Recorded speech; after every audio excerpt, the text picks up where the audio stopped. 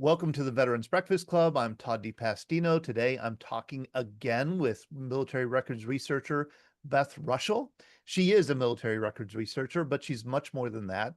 She's a story finder and a storyteller who discovers amazing things in the archives and shares them with their families. Hello, Beth. How are you? I'm good, Todd. How are you?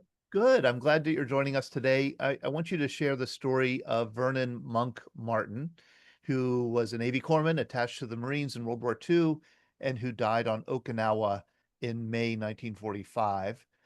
You were able to identify Monk as this man in the foreground here. Here he is. He was wounded on April 11th, 1945. This photo is in a lot of history books and documentaries about the Battle of Okinawa. Can you tell me how you first learned about Monk? Yes. I was in Chicago and I was getting ready to go to the National Archives in St. Louis, and I got a call from Bob McGowan in from Pittsburgh, and he told me the story that how his father was a veteran from the 6th Marine Division, 29th Marines, fought on Okinawa, and he told me all about the Okinawa Peace Memorial. And he said that his father had mentioned this boy, should I say, Vernon Monk Martin, and had pointed him out in the picture also to Bob. And Bob, after looking into it, he found out that Monk was not on the Peace Memorial. But I tell you what really grabbed me was when Bob told me. I mean, Bob doesn't just make sure that these people are on the Peace Memorial. Bob drove from Pittsburgh to Michigan to visit Monk's grave and to put a plaque from the 6th Marine Division at his grave. He drove all the way to Michigan. I think it was Niles, Michigan. And at that moment, when Bob was telling me his story and when he told me that part, I felt I had to do this. I have to help, because I could see how emotionally invested Bob was and how important it was to do this. So he said that, that they had tried to gather the documents, that they had people in Okinawa, stationed in Okinawa, that live in Okinawa, that could do the application for the Okinawa Peace Memorial, but they didn't have the right documents to actually have them added, that they had to have something more, that they had to have something specific or something actually stating something official that states that Monk was killed in Okinawa during the Battle of Okinawa. And The Peace Memorial you reference is this thing. It's on the islands of Okinawa. It's called the Cornerstone of Peace Memorial, and it contains, I think, 240,000 names. yeah, Let that sink in. 240,000 names of people who were killed in the Battle of Okinawa. There are Americans, there are Japanese, and then there are Okinawans, civilians who were killed in the fighting. 240,000.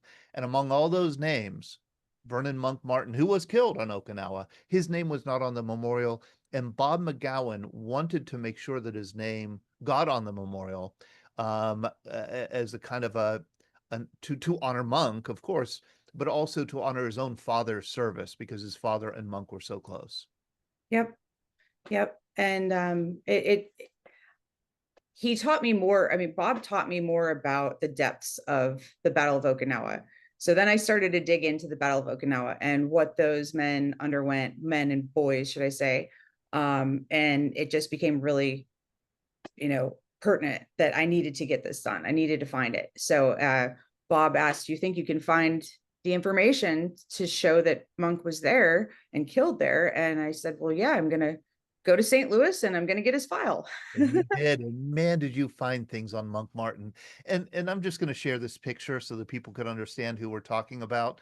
I showed you the first picture of him all bandaged, but here he is after induction into the Navy, and you could see he's a child. I mean, he's 18 years old here, right? Mm-hmm. Yep. And he was 18 years old when he died. Yes. Here's another picture of him, just a kid. Yeah. And there he is in combat. You discovered these pictures. You kind of, I think, kind of rescued him from the oblivion of history by doing the research that you did in St. Louis. And then you also managed to track down the records demonstrating that he had been killed. Here it is, says right here, killed in action against organized enemy on Okinawa Shima, the Ryukyu Islands.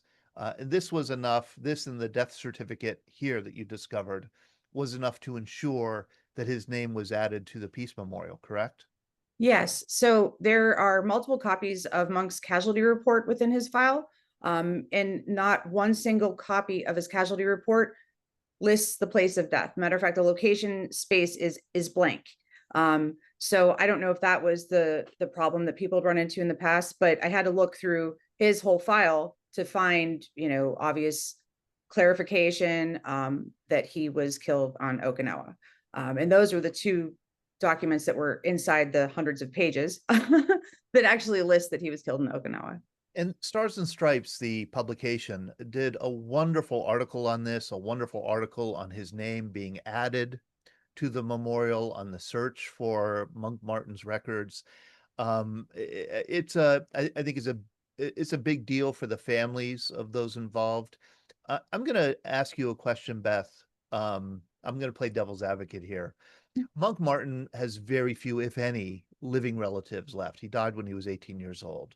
Bob McGowan Sr., the man who knew him, is long dead. The Peace Memorial at Okinawa is 10,000 miles away from where we live in the United States here.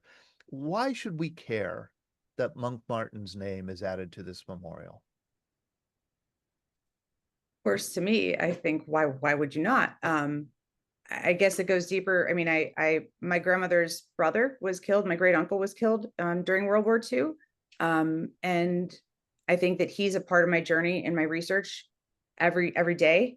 And I can't imagine not remembering and honoring him. And when I heard that in the beginning, Bob hadn't been able to contact anyone, he has now been in contact with Monk's great niece. But in the beginning, there was no family involved. And I think that anyone who has fallen in service to our country needs to be remembered and more memorialized. And the other people from his unit are all there. He needs to be there with them, and to me, that's just the utmost importance. We have to honor and remember those who fell serving our country. So it almost broke my heart in the beginning when I heard that there was no family involved, and it made me even more ambitious to make sure that he's remembered. And now he's remembered, and he's with the other men that he served with that fell on Okinawa. Thank you so much, Beth, for sharing the story with us and for sharing your time with us and recovering the story of Vernon Monk Martin. People could check it out on our website, veteransbreakfastclub.org. And how could people learn and get in contact with you about the military research you do? Sure. You can go to my website. It's Reuschel Research. That's REUSCHEL research.com. All right. Thank you, Beth. Thanks, Todd.